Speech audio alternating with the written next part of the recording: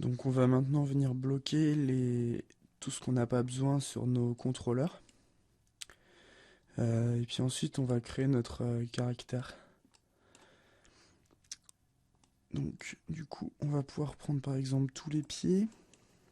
Donc les pieds ils peuvent avoir une translation, une rotation aussi. Donc ce qu'on va bloquer c'est le scale et le visibility. Donc du coup on les sélectionne et on fait lock and hide selected. Pour le corps c'est la même chose, ça peut avoir une translation, une rotation. Du coup on va pouvoir sélectionner les deux et hop, lock and hide selected. Pour ce contrôleur là, cela aussi, la translation elle est bloquée et le scale et la visibility aussi. Voilà.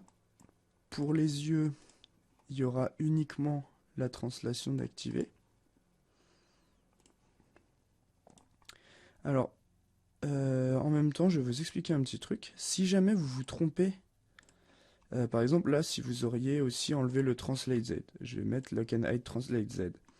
Et ben, on peut aller dans Edit, Channel Control, et on voit des non keyables hidden, et on va aller chercher donc dans la liste de tout ce qui est accessible le Translate Z. Il suffit de cliquer sur Move ici et il est resélectionnable. Il est en grisé, c'est qu'il est bloqué. Du coup, il faut cliquer dessus et mettre Unload Selected. Comme ça, c'est bon. Cela, il va avoir que la rotation. Et sur ce ici, il y aura seulement la translation. Parce que la rotation déjà, elle est due au joint et le scale, on n'y touche pas. Donc lock and hide selected. Du coup, ça va être bon. On a fait... Ah si, pardon, il reste aussi les genoux, j'ai oublié de les faire. Hop, hop, hop et hop. Donc ça, il n'y a que de la translate, parce que la rotate n'intervient pas. Donc lock and hide selected, voilà. Je pense que c'est bon. Ouais, ça doit être bon. On va masquer nos layers joints. On va sélectionner tous nos contrôles. Et ce qu'on va faire, c'est qu'on va faire caractère, create character set. On va ouvrir le petit icône. On va appeler ça donc chip caractère. On va mettre, je vais remettre déjà les options par défaut. Ok, donc on va appeler ça chip caractère. Caractère. Et ce qu'on va faire, c'est qu'on va, là en fait on dit, on va créer un objet caractère dans Maya qui va avoir toutes les valeurs qu'on peut animer pour notre mouton. Donc ce qu'on va dire, on va faire all keyable sauf sauf visibility, pardon. En gros, on va pouvoir mettre des clés d'animation sur la translate, la rotate et la scale de tout ce qu'on a, sauf ceux qui sont hide, sauf ceux qui sont cachés. C'est pour ça qu'on met all keyable. Les autres, elles ne sont plus, on ne peut pas mettre des clés, donc c'est bon. Donc on va faire create character set.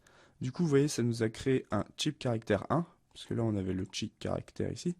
Donc ça, on va l'appeler chip caractère node, par exemple, très bien. Et du coup, quand on le sélectionne, vous voyez, on a toutes nos clés d'animation qui sont ici. Comme ceci. Et du coup, il nous suffira de sélectionner ce caractère. Alors pour le faire, déjà, quand on va animer sur un caractère, il va falloir aller dans le menu set ici et on va le prendre.